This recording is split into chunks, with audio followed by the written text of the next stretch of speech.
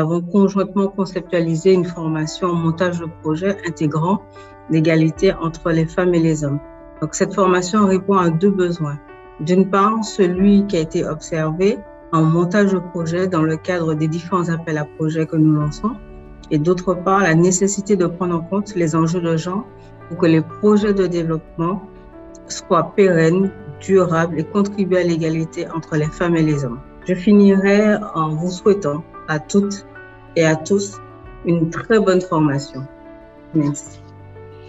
Pour parler de gestion et de parler de résultats d'un projet de développement, il faut qu'on sache qu'un projet ne réussit que s'il bénéficie aux hommes et aux femmes et aux communautés.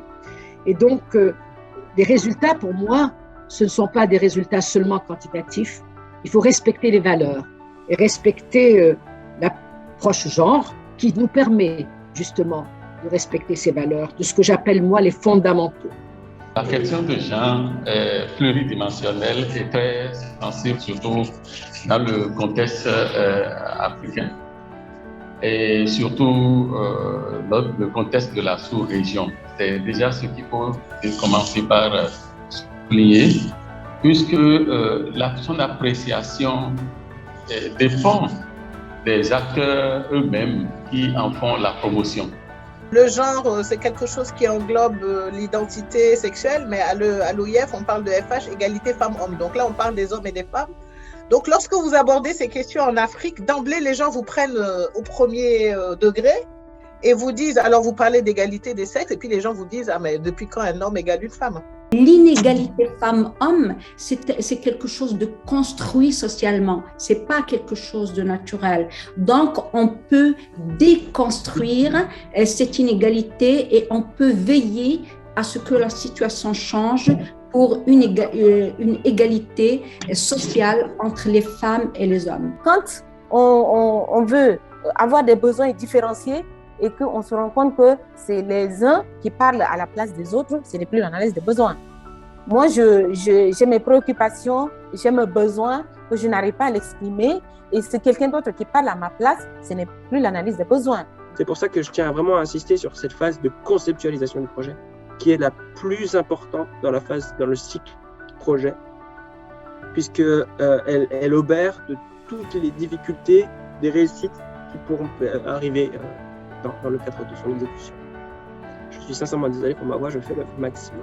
À partir de quelles données on va aller récolter cet indicateur-là? Est-ce que ça va être l'âge? Est-ce que ça va être le revenu? Est-ce que ça va être le nombre d'hectares? Est-ce que ça va être la capacité à prendre une décision? Et comment je mesure la capacité à prendre une décision? Plus je tombe dans des indicateurs en lien avec du qualitatif, plus je dois déterminer sur quelle base je vais mesurer mon indicateur, avec quelles données pour être sûr d'arriver à quelque chose de comparable, comme l'a dit Mme Plénon, du début à la fin, mais aussi d'avoir des données fiables.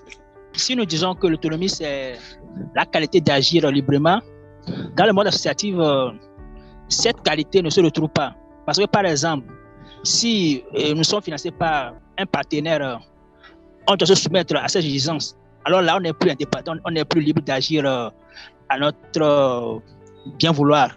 C'est la première fois que je suis une formation très pertinente comme ça qui prend en compte le genre, bien que certes on a travaillé dans des projets qui fait la promotion du genre, mais celui-ci est tellement spécifique. Est-ce qu'on peut avoir un exemple à la fin de la formation d'un projet qui est conçu, même s'il n'est pas fait à 100%, mais qu'on peut s'inspirer, parce que quand on est un étudiant, il faut toujours qu'on ait une inspiration. Donc, on peut s'inspirer et qu'on peut, bien sûr, dans l'avenir, élaborer des projets pareils.